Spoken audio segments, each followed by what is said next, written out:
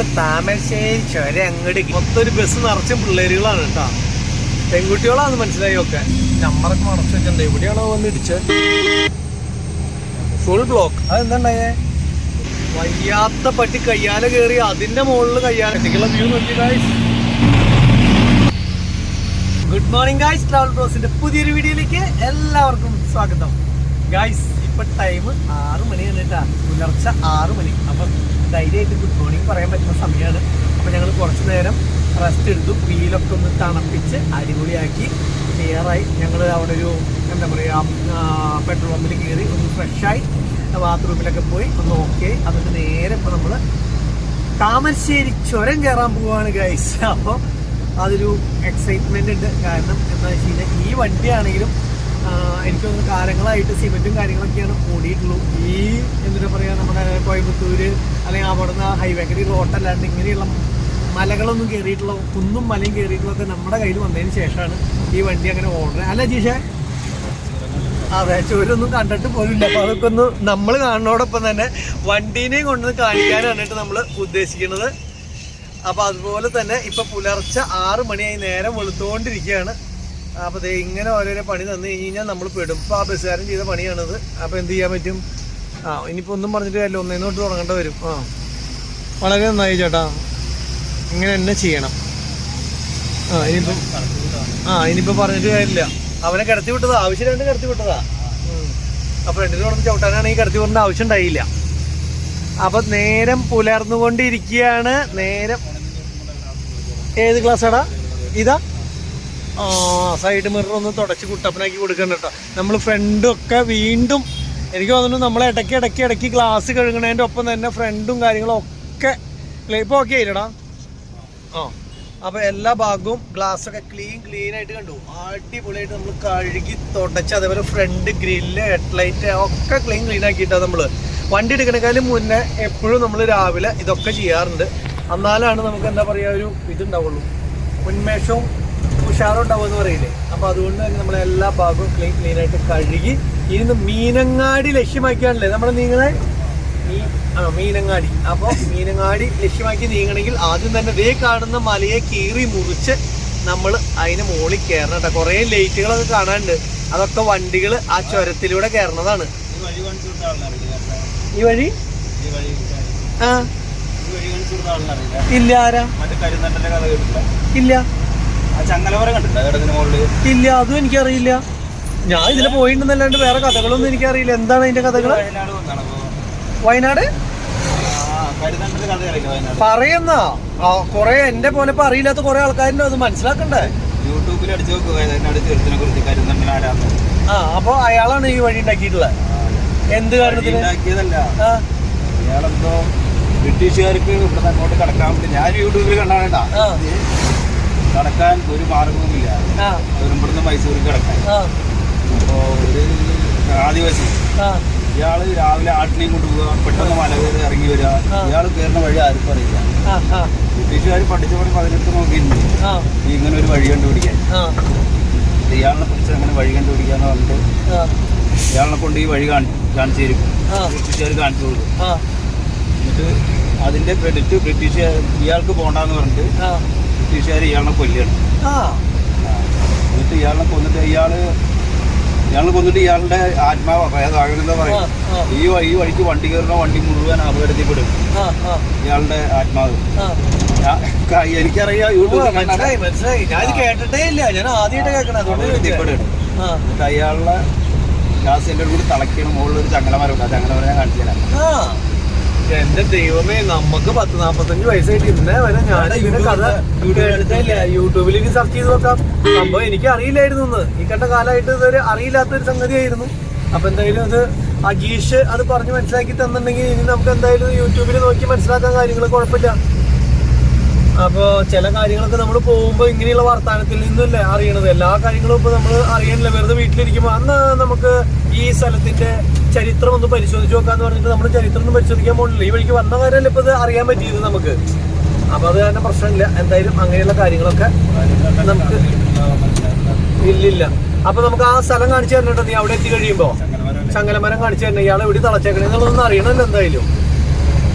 ഇപ്പൊ ബാംഗ്ലൂര് മൈസൂര് ബാംഗ്ലൂർ വണ്ടി ഈ വഴിക്ക് വരില്ലല്ലോ. മൈസൂർ വണ്ടികളൊക്കെ ഈ വഴിക്ക് ഇറങ്ങി വരുന്ന ടൈമാണെന്നാണ് പറയണത് കേട്ടോ. അപ്പോൾ കുറേ വണ്ടികൾ ഈ വഴിക്ക് വരുന്നുണ്ട്. പിന്നെ റോഡിന്റെ പണിയൊക്കെ നടക്കുന്നുണ്ട്. പിന്നെ റോഡിന്റെ പണിയൊക്കെ നടന്നു കഴിഞ്ഞ് അടിപൊളിയായി കഴിഞ്ഞ് കഴിഞ്ഞാൽ ലാശകരി സൗകര്യമായിട്ടൊക്കെ പോകാൻ പറ്റും. പിന്നെ അതുപോലെ തന്നെ ഏറ്റവും ലേറ്റസ്റ്റ് ആയിട്ട് പറഞ്ഞു കേൾവിയാണ്, ശരിയാണോ തെറ്റാണോ എന്നുള്ളത് അറിയില്ല കേട്ടോ. മറ്റേ നമ്മളുടെ ഇതിന്റെ ഉള്ളിലൂടെ ഒരു തുരങ്കം വരുന്നുണ്ടെന്നുള്ളതാണ്. കുതിരാൻ പോലെ ഒരു തുരങ്കം വന്ന അപ്പുറത്തേക്ക് കിടക്കാനുള്ള ഒരു പരിപാടി ഉണ്ടെന്ന് പറയണ കേട്ടു. അജീഷ് കേട്ടിട്ടുണ്ടോ അത്? അന്ന് അങ്ങനെ ഒരു സംഭവം പറയണ കേട്ടിട്ടുണ്ട്. ശരിയാണോ തെറ്റാണോ എന്നുള്ളത് അറിയില്ല. ആർക്കെങ്കിലും അറിയെങ്കിൽ ഒന്ന് കമന്റ് ചെയ്തോളൂ.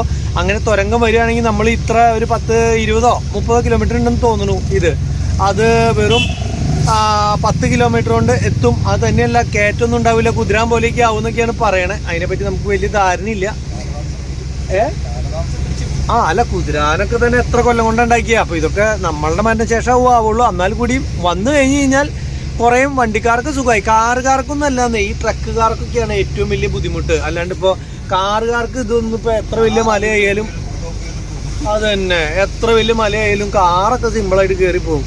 ട്രക്ക് അതുപോലെ തന്നെ ബസ്, ഈ സംഭവങ്ങൾക്കൊക്കെ ശരിക്കും പറഞ്ഞു കഴിഞ്ഞാൽ തുരങ്കം നല്ലൊരു അനുഗ്രഹമാണ്. കാരണം കിലോമീറ്റർ കുറയണതിൻ്റെ അല്ല, ഇങ്ങനെ വളച്ച് തിരിച്ച് ആൾക്കാർ വെച്ച് അമ്മാനമാടി ഇങ്ങനെ കൊണ്ടുപോകണം. അത് ഈ ചരക്ക് ലോറി ആണെങ്കിൽ ഈ പറഞ്ഞ പോലെ തന്നെ പകുതി പോകുമ്പോൾ അവിടെ മറിഞ്ഞ് ഇവിടെ മറിഞ്ഞ് കുഴിയിൽ പോയി ചാലിയിൽ പോയി ഓടിച്ച് കയറുമ്പോൾ വണ്ടികളായിട്ട് ആക്സിഡൻറ്റ് ഉണ്ടായി. ഇങ്ങനെയൊക്കെ തന്നെയാണ്. ഒരുവിധം ചുരന്ന് കെട്ടി കഴിഞ്ഞാൽ എല്ലാവർക്കും ഒരു ചെറിയ പേടിയ വലിയ വണ്ടി കൊണ്ട് ലോഡ് എടുക്കുക. അപ്പോൾ നമ്മൾ തന്നെ ഫസ്റ്റ് കേട്ടപ്പോൾ വിചാരിച്ചു വേറെ എവിടേക്കും ഇല്ലേ ചേട്ടാ എന്ന് പറഞ്ഞ് വൈകുന്നേരം വരെ ആക്കി.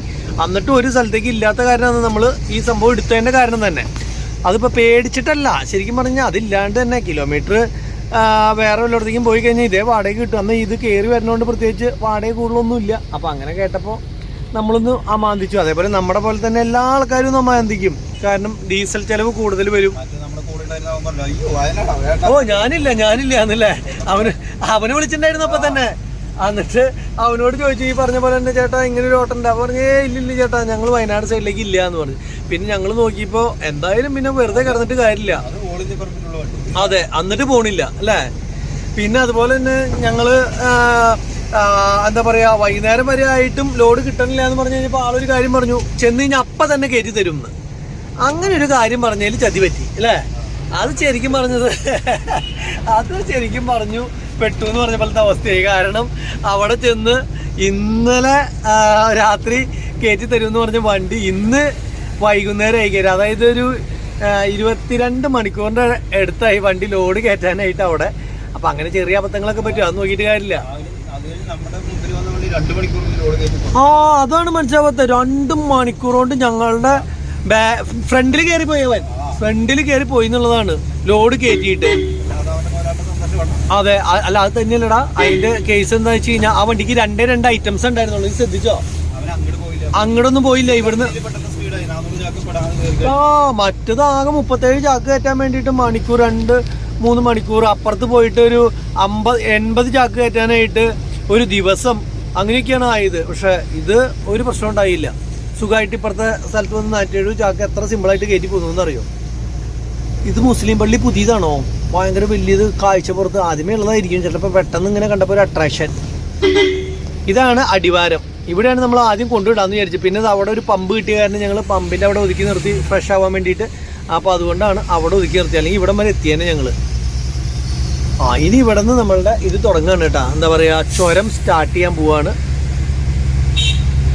ഇനി എത്ര കിലോമീറ്റർ എന്നുള്ളത് അറിയില്ലല്ലോ. എത്ര എയർപിൻ ബെൻഡ് ഉണ്ടെന്നൊക്കെ അറിയോ? ഒന്നും അറിയില്ല. എല്ലാം നമുക്ക് കണ്ടറിയാം ഗൈസ്, എല്ലാം നമുക്ക് കണ്ടറിയാം. എവിടം വരെ ടാറിങ് ഫുള്ളായിട്ട് ചെയ്തിട്ടുണ്ടോ ഇല്ലയോ എന്നുള്ളതൊന്നും അറിയില്ല. പക്ഷെ എന്തായാലും കയറുന്ന സ്ഥലത്ത് പുത്തൻ ടാറിങ് സ്റ്റാർട്ട് ചെയ്തിട്ടുണ്ട്. അപ്പോൾ ഞാനാണെങ്കിലും ചുരത്തിൽ എങ്ങനെയാണ് വലിയ വണ്ടി ഡ്രൈവ് ചെയ്യുക എന്നുള്ളത് എനിക്ക് യാതൊരു ഐഡിയ ഇല്ല. അപ്പോൾ ഏത് ഗിയറിലൊക്കെയാണ് പോണത്, എങ്ങനെയൊക്കെയാണ് അജീഷ് ഓടിക്കണത് എന്നൊക്കെ ഉള്ളത് കണ്ട് പഠിച്ചിട്ട് വേണം എനിക്ക് അതേപോലെ തന്നെ ഓടിക്കാനായിട്ട്. കാരണം എന്താ വെച്ച് കഴിഞ്ഞാൽ വണ്ടി ഓടിക്കുമ്പോൾ ഞാനും ചിലപ്പോൾ ചുരം കയറിപ്പോയിരിക്കും സിമ്പിളായിട്ട്. പക്ഷെ അല്ല, ഇറങ്ങാനായാലും കയറാനായാലും നിനക്കിപ്പോൾ നീ ഒരു കുറേ പ്രാവശ്യത്തിൽ കയറി ഇറങ്ങിയിട്ടുണ്ടെങ്കിൽ നിനക്കൊരു ഐഡിയ ഉണ്ടാവും.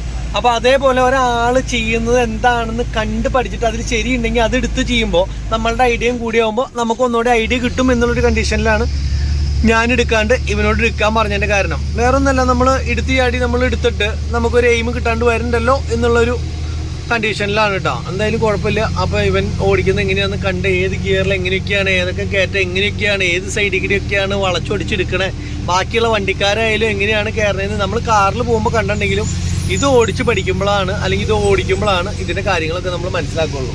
അപ്പോൾ അങ്ങനെ എല്ലാ കാര്യങ്ങളും മനസ്സിലാക്കാൻ വേണ്ടി ഞാൻ സൈഡ് സീറ്റിൽ കയറിയിരുന്ന് മനസ്സിലാക്കിക്കൊണ്ടിരിക്കുകയാണ് കേട്ടോ ഗൈസ്.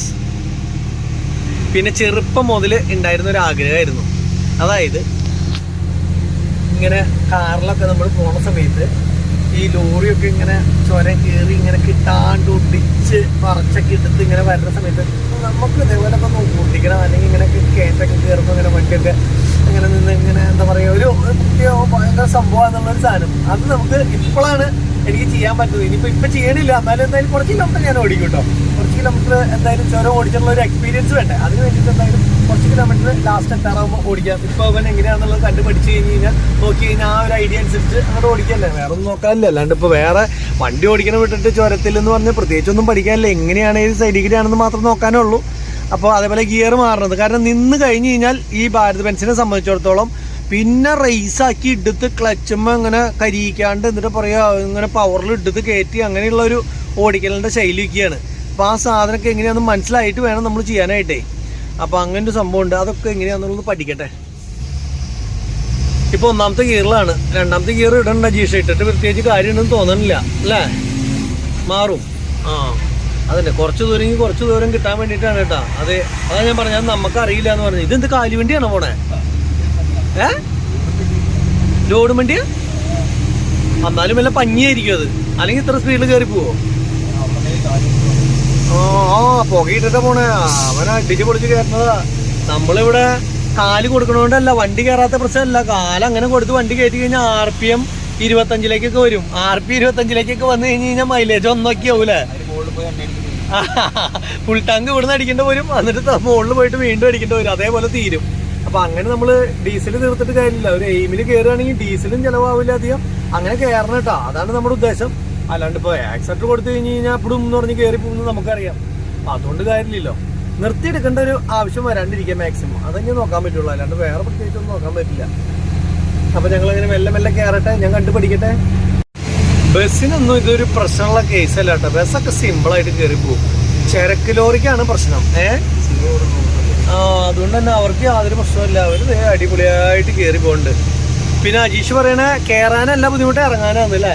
അതായത് ബ്രേക്കുമ്പോൾ കാല് വെച്ച് കഴിയുമ്പോൾ ചൂടായിക്കൊണ്ടിരിക്കുന്നില്ലേ വണ്ടി, അതിന് നമുക്ക് എഞ്ചിൻ ബ്രേക്ക് ഇട്ടിട്ട് ഏതെങ്കിലും ഒരു ഗിയറിലിട്ടിട്ട് ഇങ്ങനെ ഇറങ്ങിക്കൂടെ?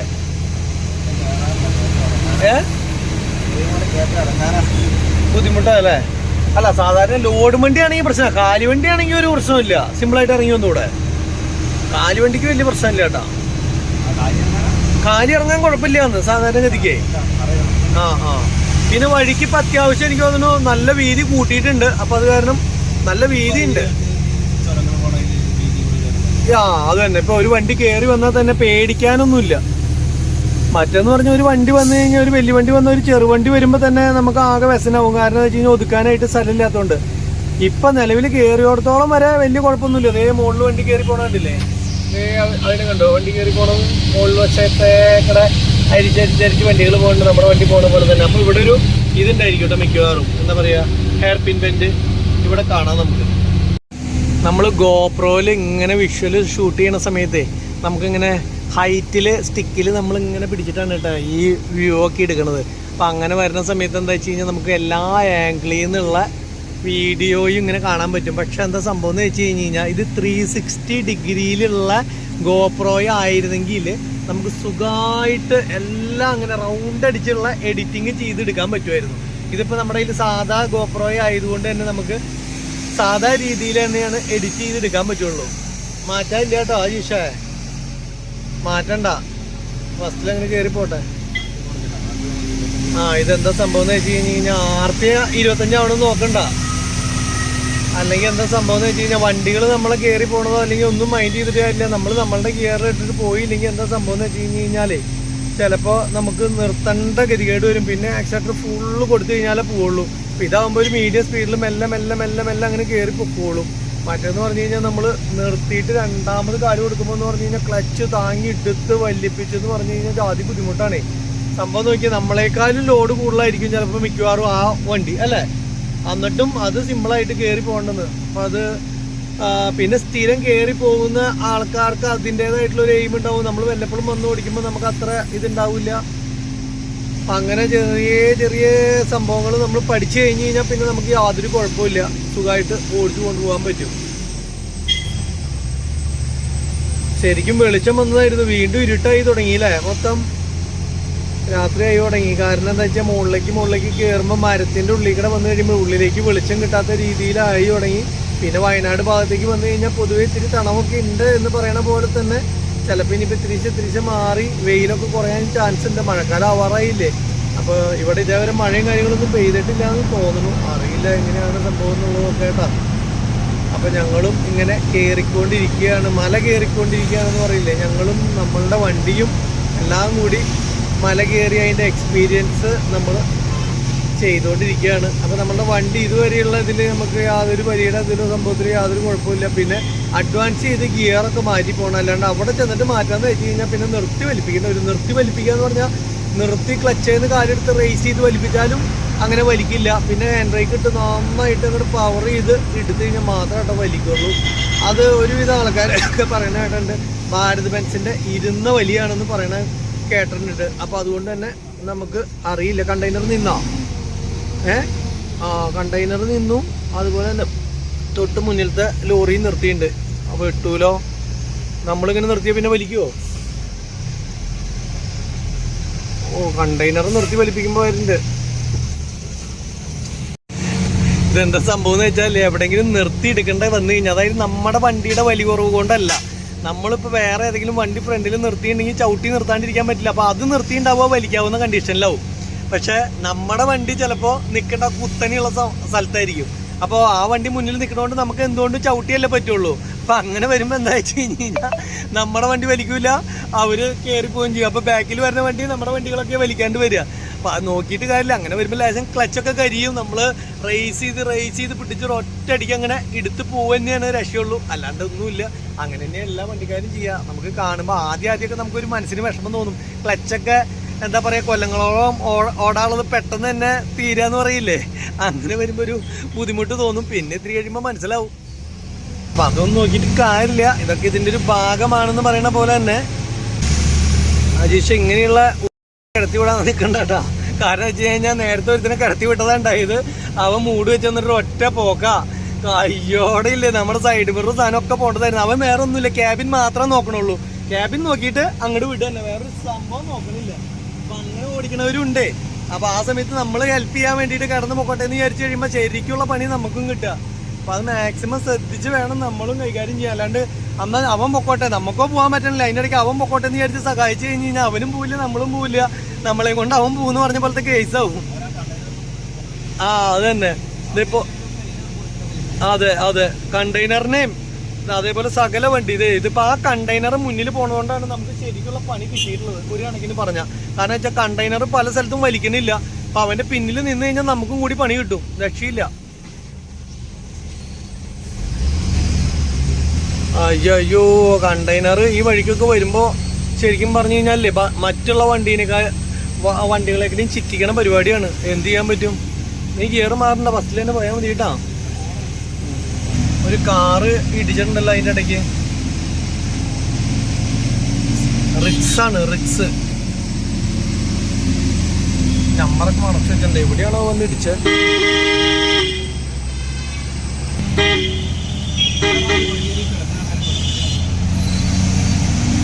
ഈ നിലയ്ക്ക് ബ്ലോക്ക് ആകുമ്പോഴേ കാറുകാർ ഉള്ളിലേക്ക് കുത്തി കയറ്റിക്കൊണ്ട് വന്നിട്ട് നമ്മൾ ചവിട്ടേണ്ട വന്നാലേ നമ്മൾ കയറി പോവില്ല, ബ്ലോക്കായിട്ട് നിൽക്കണേ. പെട്ടു, ഫുൾ ബ്ലോക്ക്. അതെന്താണ്ടായേ?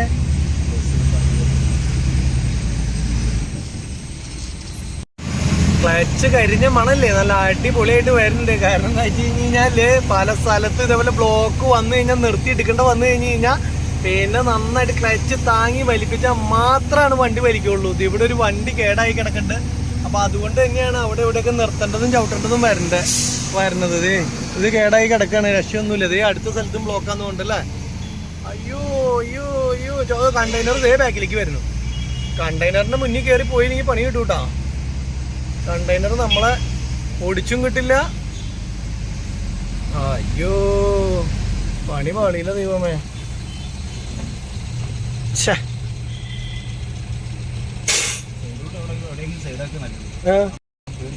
അത് ശരിയാ, അവൻ പോവാൻ നല്ലത്, പോയതിന് ശേഷം പോവാൻ നല്ലത്.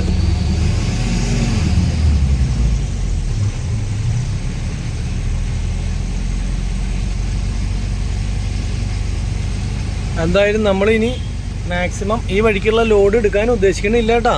ഇങ്ങോട്ട് പിടിച്ചോ, അങ്ങോട്ട് പിടിക്കുക ശരി.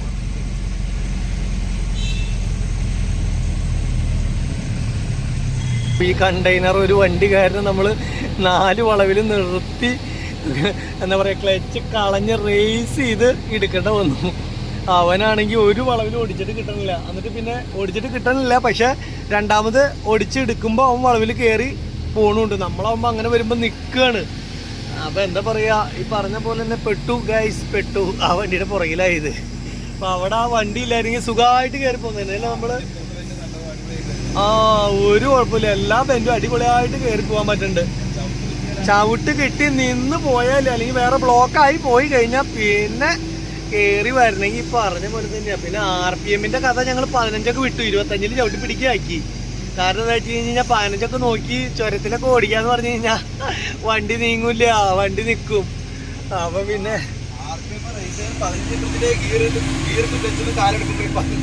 താഴെ പോവാണ്. പിന്നെ ഇപ്പൊ എന്തിനു ചെയ്യാ, രക്ഷയില്ല. അങ്ങനെ വരുമ്പോ കേറില്ല. ഫസ്റ്റ് ഗിയറിൽ ഇപ്പൊ ഇങ്ങനെ കയറി പോവാണെങ്കിൽ ഏത് കയറ്റവും കയറി പോവും. RPM കയറി നിന്നാ മതി. RPM 0 തുടങ്ങുമ്പോഴാണ് ഈ പ്രശ്നം വരുന്നത്. കാലെടുത്തോ. ഞാൻ ഇടയ്ക്കിടയ്ക്ക് കയറാണ്ട് വരുന്നതെന്ന് വെച്ചിട്ടാ, കാലെടുത്തോ, ഗിയർ മാറില്ലേ, കാല് കൊടുത്തോ എന്നൊക്കെ പറഞ്ഞോണ്ടിരിക്കണത്.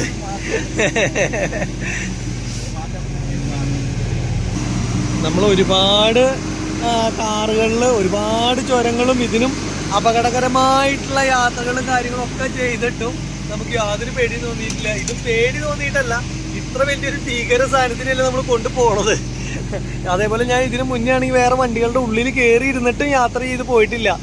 ഇതേപോലത്തെ വലിയ ലോറികളുടെ ഉള്ളിൽ ചുരത്തിലേക്ക് ഒന്നും യാത്ര ചെയ്ത് പോയിട്ടില്ല. അതുകൊണ്ട് നമുക്ക് അറിയില്ല. This is the my first experience guys. ഞാൻ ഇംഗ്ലീഷിലൊന്ന് തട്ടി വിട്ടതാ. അത് കറക്റ്റ് ആണോ എന്നുള്ളത് അറിയില്ല. കറക്റ്റ് ആയിരിക്കുമല്ലേ മിക്കവാറും. ഏറെക്കുറെ ആവാറായിന്ന് തോന്നുന്നുണ്ട് കേട്ടോ. ഇനി ഒരു ചവിട്ട് കിട്ടിയും കിട്ടാണ്ടിരുന്നാൽ മതി. ചവിട്ട് കിട്ടിയേ പെട്ടു. പിന്നെ വഴി കട്ടറോ കാര്യങ്ങളോ ഒന്നും ഒരു സ്ഥലത്തും ഇല്ല കേട്ടോ. എല്ലാം പെർഫെക്റ്റ് റോഡ് എന്ന് പറഞ്ഞാലേ പെർഫെക്റ്റ് റോഡാണ്. ഒരു കുഴി പോലും നമ്മൾ മുകളിലേക്ക് കയറിയതിന് ശേഷം കണ്ടിട്ടില്ല. കുഴിയൊക്കെ ഉണ്ടെങ്കിലേ വണ്ടി വലിക്കില്ല എന്നുള്ള കാര്യത്തിൽ യാതൊരു സംശയവും വേണ്ട. തൊട്ട് ബാക്കിൽ KSRTC മുട്ടിച്ച് പിടിച്ച് വരുന്നുണ്ട് കേട്ടോ. അവരും പറഞ്ഞിട്ട് കാര്യമില്ല. അവരൊക്കെ എന്ന് പറഞ്ഞാൽ സ്ഥിരം റൂട്ടാണ്. അവർ പെടച്ച് കയറി പോവും. വിഷയമുള്ള കേസല്ല. നമ്മുടെ ക്ലച്ചിന്റെ കരിഞ്ഞ മണം ഇപ്പോഴും പോയിട്ടില്ല. പക്ഷെ അപ്പൊ തൊട്ടിട്ടുള്ള എന്റെ ക്ഷീണേ ഇപ്പോഴേ മാറിയിട്ടില്ലാന്ന്. ബസ് എങ്ങനെങ്കിലും കയറി പോന്നോളൂ. പക്ഷെ നമ്മൾ നിന്ന് കഴിഞ്ഞ് കഴിഞ്ഞാൽ നിന്നതാ വലിയൊരു പ്രശ്നം. അത് നമ്മൾ ഏതെങ്കിലും വണ്ടീനെ സഹായിക്കാനായിട്ട് കിടന്ന് പൊക്കോട്ടെന്ന് വിചാരിച്ചിട്ട് കാലം അയച്ചു കൊടുത്തു കഴിഞ്ഞാലേ പിന്നെ നമ്മളെ സഹായിക്കാൻ ആരും ഉണ്ടാവില്ല എന്ന് പറഞ്ഞ പോലെ കെട്ടി വലിക്കേണ്ട വരും. അയ്യോ കണ്ടെയ്നർ വീണ്ടും നിൽക്കൂടോ. അത് ഏതാ സാധനം, ബ്ലസാറയാന്നുണ്ടല്ലേ മഹേന്ദ്ര. അതിന് നമുക്ക് കടന്നു പോകാനും പറ്റില്ലേ, അതാണ്. അല്ലെങ്കിൽ പിന്നെ കടന്നു പോയി അവസാനിപ്പിക്കായിരുന്നു. ഇത് അതും പറ്റില്ല. പെട്ടാന്ന് പറഞ്ഞാൽ ശരിക്കും പെട്ടു. അടുത്ത വളവിലൊരു പാവം നിർത്തും, നമ്മൾ വീണ്ടും പെടും.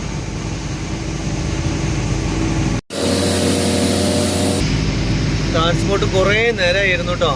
ബാക്കിൽ നിന്ന് മുട്ടിച്ച് പിടിച്ച് 2 പ്രാവശ്യം കയറാൻ വന്നു. പക്ഷെ എന്ത് ചെയ്യാൻ പറ്റും, നമുക്ക് ഒതുക്കി കൊടുത്താൽ നമ്മൾ കയറില്ലാത്ത അവസ്ഥയാവും. ഇനിയിപ്പോൾ അതേ വേറെ വണ്ടികൾ മുട്ടിച്ച് പിടിച്ച് കഴിഞ്ഞാൽ നമ്മൾ കയറില്ലാത്ത അവസ്ഥയാവും. അവൻ ഏതിലെങ്കിലും പൊക്കോട്ടെ, മൈൻഡ് ചെയ്യണ്ട.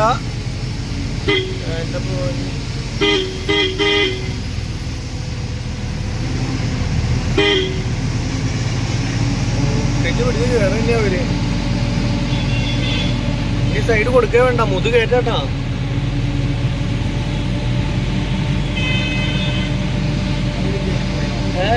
ഏറെക്കുറെ അവസാനിക്കാറായിന്നുണ്ടല്ലേ, തീരാറായി. പക്ഷെ അവനെ കയറി പോകാൻ പറ്റിയില്ല നമുക്ക്. വയ്യാത്ത പട്ടി കയ്യാല കയറി അതിന്റെ മുകളിൽ, കയ്യാലയുടെ മുകളിൽ നമുക്ക് എങ്ങനെ കയറാൻ പറ്റുന്നത്? നമുക്ക് ഇതിൽ നോക്കിയാൽ അറിയാം നമ്മുടെ ബാക്കിൽ ഒരു കുന്ന് മാല പോലെ വണ്ടികൾ വരുന്നുണ്ട്. കഴിവുള്ളവർ കടന്ന് പോകുന്നുണ്ട് കേട്ടോ. അതും എന്താ പറയാ നോക്കിയാൽ അവന് നല്ല താബൂക്ക് വെച്ചിട്ട് കടന്നു പോകുന്നുണ്ട്. ഒരു കുഴപ്പമില്ല.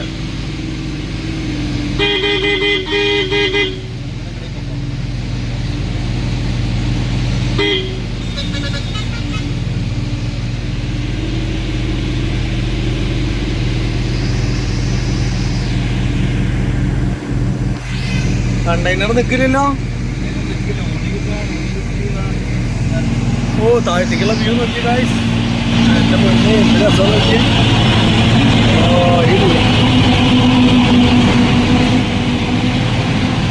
വണ്ടി റണ്ണിങ്ങിലായിരുന്നു. ശരിക്കും സൂം ചെയ്ത് കാണിച്ചു തരാൻ പറ്റണില്ല, അല്ലെങ്കിൽ അടിപൊളിയായിട്ട് കാണിച്ചു തരായിരുന്നു.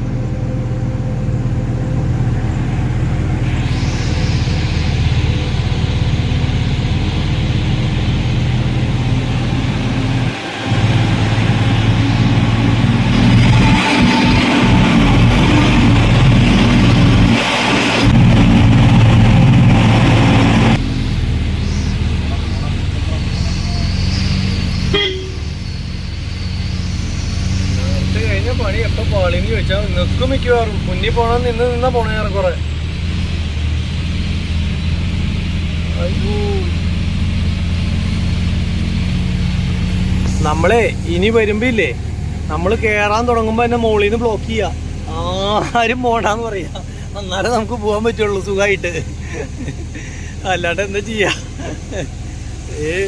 നമ്മള് സ്ലോ ആക്കുമ്പോ അപ്പനെ അടുത്ത വന്ന് കുത്തി കേറല്ലേ. കണ്ടെയ്നർ ഇപ്പൊ മറ്റവനെ വെട്ടിക്കാനാണ് നോക്കണത്. അതിനെവിടുന്ന പറ്റുന്നേ? എനിക്ക് തോന്നണില്ല കണ്ടെയ്നർ അങ്ങോട്ടും ഇങ്ങോട്ടും കൂട്ടി അറിയും. ഓ കേട്ടന്നോ, ഇതേതാ വേറൊരു വണ്ടി. എന്ത് വണ്ടിയാണോ? പശുവിനെയാ? പശുവിനെ കൊണ്ടുപോകണ വണ്ടിയാ? പോത്ത്?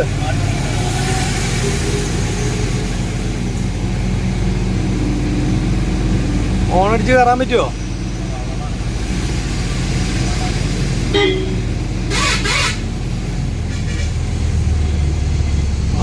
അവൻ പണി തരും, അതാ ഞാൻ പറഞ്ഞ. അങ്ങനെ നമ്മൾ താമരശ്ശേരി ചുരം അങ്ങോട്ട് കയറി കഴിഞ്ഞു. അപ്പൊ താമരശ്ശേരി ചുരം നമുക്ക് കയറാം. പ്രത്യേകിച്ച് കുഴപ്പമൊന്നും ഉണ്ടായില്ല. പക്ഷെ ആരെങ്കിലും മുന്നിൽ വന്ന് ബ്രേക്ക് വെട്ടി നിർത്തി കഴിഞ്ഞാലുള്ള പ്രശ്നം മാത്രമേ ഉള്ളൂ. നിർത്തി കഴിഞ്ഞ് കഴിഞ്ഞാൽ പിന്നെ നമ്മളെ പുകയിട്ട് വേണം എടുക്കാനായിട്ട്. അല്ലാണ്ട് ഒറ്റയടിക്ക് നിർത്തിയിട്ട് പിന്നെ എടുക്കാൻ പറ്റാതെ എല്ലാ വണ്ടിയും അങ്ങനെയുള്ളതാണോന്നും അറിയില്ല കേട്ടാ. നമുക്ക് ഇങ്ങനെ എന്താ പറയുക, ആക്സിഡന്റ് കൊടുത്ത് മൂവ് ആയിട്ടാണ് എടുക്കാൻ പറ്റുള്ളൂ. അടിപൊളി വ്യൂ ആണ്. പക്ഷെ ഇവിടെ ഒന്നും നിർത്താൻ പറ്റില്ല. സൂര്യനെ കുതിച്ച് വരികയാണ്. പിന്നെ അതുപോലെ തന്നെ താഴത്തേക്കുള്ള അതെ കാറും കൊണ്ടാ വന്നിട്ടുള്ളൂ. ലോറി കൊണ്ട് ഇതേവരെ വന്നിട്ടില്ല. അതല്ല ഞാൻ പറഞ്ഞേ. ഇവിടെ നിർത്തണമെന്ന് ഞാൻ പറഞ്ഞില്ലല്ലോ. ഞാൻ ഒരുപാട് പ്രാവശ്യം കണ്ടിട്ടുള്ളതാ. പിന്നെ എന്തിനാ ഇപ്പൊ ഇവിടെ നിർത്തണേ? ഒരാവശ്യമില്ല. നീ ധൈര്യമായിട്ട് വിട്ടോ. ചുരം കഴിഞ്ഞു. ഇതോടുകൂടി ചുരത്തിന്റെ പരിപാടി തീർന്നു. ഓ ഇഷ്ടം പോലെ ആൾക്കാര് രാവിലെ തന്നെ. സ്കൂൾ പിള്ളേരാണോ കോളേജ് പിള്ളേരാണോ? മൊത്തം ഒരു ബസ് നിറച്ചും പിള്ളേരുകളാണ് കേട്ടോ. രജിസ്ട്രേഷൻ ബസ്സിന്റെ കണ്ടറിയാം നമുക്ക് എവിടെ നിന്നുള്ള ആൾക്കാരാന്നുള്ളത്. പെൺകുട്ടികളാന്ന് മനസ്സിലായി. ഒക്കെ എല്ലാം ഒരു 10ാം ക്ലാസ്സിന് താഴെ, അതിന്റെ മുകളിലേക്കുള്ളതില്ല. രജിസ്ട്രേഷൻ KL 25 എവിടത്തെയാണോ ഒരു ഐഡിയ ഇല്ല തന്നെ. അപ്പൊ അവിടുത്തെ കുട്ടികളാണ്. അവരുടെ കുട്ടികളെയും കൊണ്ട് ടൂറിന് വന്നിട്ടുള്ളതെന്ന് വിചാരിക്കുന്നു ഞാൻ. മൈസൂര് കണ്ടിട്ട് ഇറങ്ങി വരികയെന്ന് വിചാരിക്കുന്നു.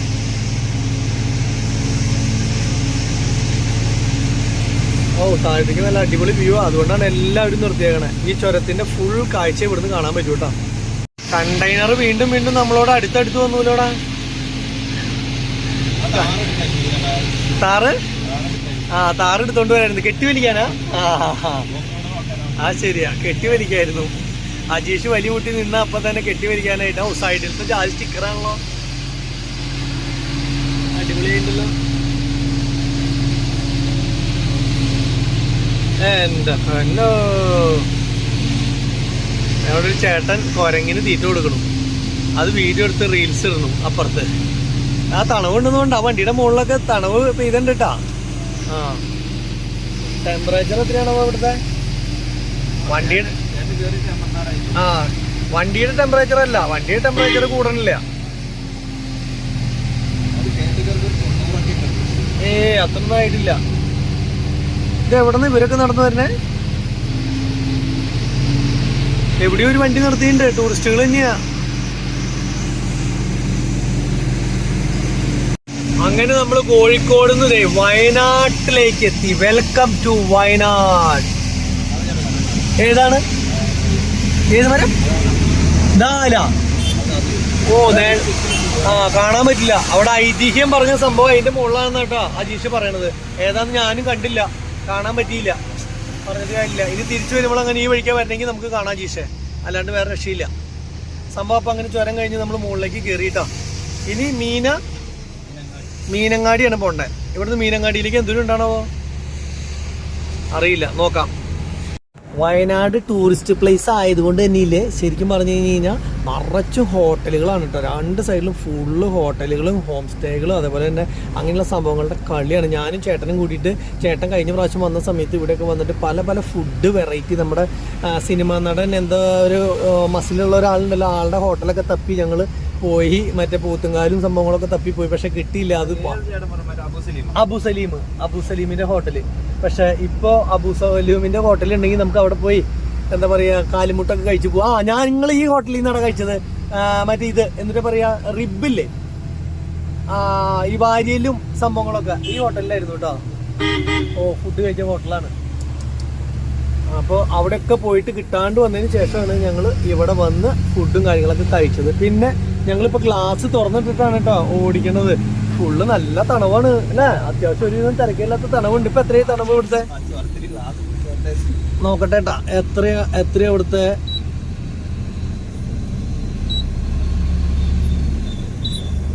25 ഇവിടുത്തെ ടെമ്പറേച്ചർ.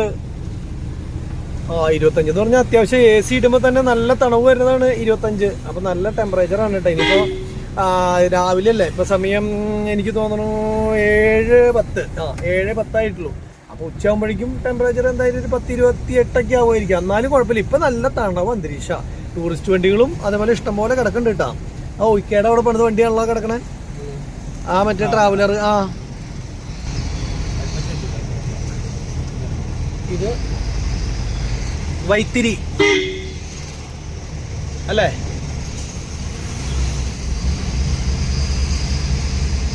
ഓൾഡ് വൈത്തിരി. ശരിക്കും പറഞ്ഞാൽ വയനാട്ടിൽ മാത്രമാണ് വയനാട് എന്ന് പറഞ്ഞൊരു സ്ഥലം ഇല്ലാത്തത് കേട്ടോ. പൊതുവെ എല്ലാ സ്ഥലങ്ങളെയും കൂടി പറയുന്ന ഒരു പേരാണ് വയനാട്. അല്ലാണ്ട് വയനാട് എന്ന് പറഞ്ഞ ഒരു പ്ലേസ് ഇല്ല ശരിക്കും പറഞ്ഞാൽ.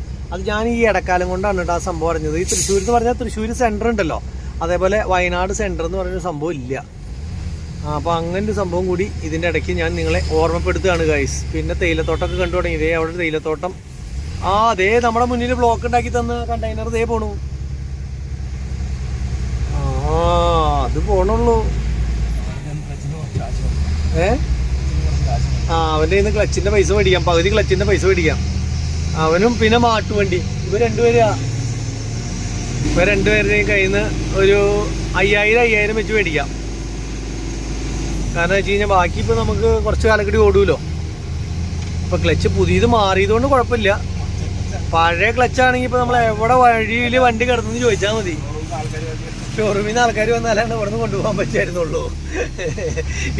പക്ഷേ അജീഷ് പറഞ്ഞ് റെഡി ആട്ടെ, ഇന്നേ വരെ വണ്ടി ഒന്ന് വഴിയിൽ നിർത്തിയിട്ടില്ല. അപ്പം നമുക്ക് വരുമ്പോൾ ഒരു പഞ്ചർ കിട്ടിയിരുന്നെങ്കിലും ഇനി നമുക്ക് അത് പറയുമ്പോഴാണ് ചോദിച്ചത് പഞ്ചറിൻ്റെ കാര്യം. അജീഷ് എവിടെയെങ്കിലും ഒരു പഞ്ചർ സ്ഥലം പഞ്ചർ ഒട്ടിക്കാനുള്ള പരിപാടി നോക്കണം കേട്ടോ. ഇറക്കിയിട്ട് നോക്കിയാൽ മതിയോ? എന്നാൽ ശരി, ആയിക്കോട്ടെ. അപ്പോൾ എവിടെ ഇറക്കണ്ടേന്നുള്ളത് ഞാൻ മാപ്പ് എടുത്തു കേട്ടോ. ഞാൻ വിചാരിച്ചു നമ്മുടെ ഭാരത് ബെൻസ് മാത്രമേ കിടന്ന് ഇഴയണുള്ളൂ. നമ്മുടെ മാത്രമല്ല കേട്ടോ, അതേ പുത്തൻ ഭാരത് ബെൻസ് വഴിയിൽ നിന്ന് എന്ന് പറഞ്ഞ് നിൽക്കുക. പക്ഷെ ഇങ്ങനെയുള്ള കയറ്റത്തൊക്കെ എനിക്ക് തോന്നുന്നു ബെസ്റ്റ് ലെയ്ലൻഡ് ആണ് കേട്ടോ എൻ്റെ ഒരു തോന്നല്. കാരണം എന്ന് വെച്ച് കഴിഞ്ഞാൽ ലെയ്ലൻഡൊക്കെ സിമ്പിളായിട്ട് കണ്ടെയ്നർ ആണെങ്കിലും വെട്ടിച്ച് പോകുന്നുണ്ട് ഭാരത് ബെൻസിനൊക്കെ. അപ്പോൾ ഈ ലൈനിലുള്ള വലിയൊക്കെ ഓക്കെ ആയിരിക്കും, പക്ഷെ കയറ്റം വന്നു കഴിയുമ്പോൾ വെള്ളം കണ്ട നിൽക്കും കുതിര എന്ന് പറഞ്ഞ പോലെ തന്നെ ഭാരത് ബെൻസ് പല സ്ഥലത്തും കണ്ടിന്യൂസ്. ഇപ്പൊ ബാംഗ്ലൂർക്ക് ഓടുകയാണെങ്കിൽ പെടയാ. അതുപോലെ തന്നെ മറ്റേ ഇവിടേക്ക് പോയാലൊക്കെ ബെസ്റ്റാ. എന്നിട്ട് നമ്മുടെ എന്താ പറയാ ആ വഴി ഹൈദരാബാദോ അല്ലെങ്കിൽ ഡൽഹി എവിടേക്ക് പോകാനും കുഴപ്പമില്ല, ഹൈവേ കട. അല്ലാണ്ട് ഈ വക വഴിക്കൊക്കെ വരാന്ന് പറഞ്ഞു കഴിഞ്ഞാൽ ഭാരത് ബെൻസിനെക്കാട്ടും എന്തുകൊണ്ടും നല്ലത്. എൻ്റെ ഒരു അറിവും ഞാൻ ചോദിച്ച് മനസ്സിലാക്കിയ ആൾക്കാരെ എടുത്ത് വെച്ചിട്ടുള്ള ഇത് നമ്മുടെ വണ്ടിയുടെ പെർഫോമൻസ്, അതേപോലെ വേറെ പോകുന്ന വണ്ടിയുടെ അതെ DC അത് ഞങ്ങളുടെ പുത്തൻ കടുമുത്തൻ വണ്ടിയാ. എന്നിട്ട് അതുവരെ നിന്നിട്ട് ഈ പറഞ്ഞ പോലെ തന്നെ എഴയുമ്പോ അത് തന്നെ അവൻ കാരണം ഇപ്പൊ നമ്മള് സ്ലോ ആയി പോയേ. അവൻ ഒറ്റയടിക്ക് കൊണ്ടുവന്ന് റോട്ടിൽ കയറി മാറിയിട്ട് വലിക്കാണ്ട് ഇങ്ങനെ നിന്ന് കുത്തിച്ചു വന്നപ്പോ നമുക്ക് ഒന്നേ നിർത്ത വന്നു. അതുകൊണ്ടാണ്, ഇല്ലാന്ന് വെച്ച് കഴിഞ്ഞാൽ നമ്മളെങ്കിലും പോയേനെ. അതാ പറഞ്ഞ ലെയിലിന്റെ ഒക്കെ സിമ്പിളായിട്ട് വലിച്ചു പോകുമ്പോൾ ഭാരത് ബെൻസ് ഇങ്ങനെ കിടന്ന് എഴയും. അതിപ്പോ എന്തായാലും ആരോട് ചോദിച്ചാലും നമുക്ക് മനസ്സിലായി. ഇതേ കണ്ടില്ലേ, ഇവൻ നമ്മളെ വീണ്ടും ഇവിടെ വലിമുട്ടിപ്പിക്കും, ഉറപ്പാണ്. ഇവൻ നിന്ന് എഴയണത് കൊണ്ടാണ് നമ്മൾ പറഞ്ഞത്. നമുക്കാണെങ്കിൽ ഓവർടേക്ക് ചെയ്ത് പോകാനും പറ്റില്ല. ഇവന്റെ ബാക്കിൽ കാല് കൊടുത്ത് നിൽക്കുമ്പോൾ നമ്മൾ സ്ലോ ആക്കുമ്പോൾ പിന്നെ നമ്മളും വലിക്കില്ലാണ്ടാവുകയാണ്. അത് തന്നെ, അവനൊന്ന് വെട്ടിക്കാൻ യാതൊരു മാർഗമില്ലതായിരുന്നു. ഈ കയറ്റത്ത് എങ്ങനെ അവന് ഓവർടേക്ക് ചെയ്യാൻ പറ്റില്ല. അപ്പോൾ ഒരു രക്ഷയില്ല. അവൻ ബ്രേക്ക് ഔട്ടാണ്ടും വലി മുട്ടിക്കാണ്ടും പോയാൽ നമ്മൾ രക്ഷപ്പെട്ടു. ഉത്തം ഭാരത് ബെൻസിന്റെ കഥയായിട്ടാ ഞാൻ പറയണത്. മാനന്തവാടി, സുൽത്താൻ ബത്തേരി, ഈ 2 സ്ഥലത്തേക്ക് നമുക്ക് പോകണ്ടാ ജീഷ. നമുക്ക് പോകേണ്ടത് മീനങ്ങാടിക്ക് ഇനിയുണ്ട് 10-15 കിലോമീറ്റർ കണ്ടുണ്ടെന്നാണ് ഗൂഗിൾ എച്ച് പറയുന്നത്. ആരതിലെ ഡ്രൈവർ കുഞ്ഞുമോനാണല്ലോ. എന്താണ്ടായേ ഇപ്പൊ കാറുകാരിപ്പോ ജാമായേനെ.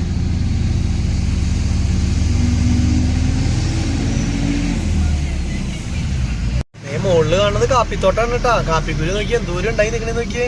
ആയ് അടിപൊളി. കുറച്ചു നേരത്തെ തേയിലത്തോട്ടം ഉണ്ടായിരുന്നു. കാപ്പിയും തേയിലൊക്കെ കാണണമെങ്കിൽ വയനാട് മൂന്നാറൊക്കെ പോകണട്ടാ, വേറെ എവിടെ ഇല്ല.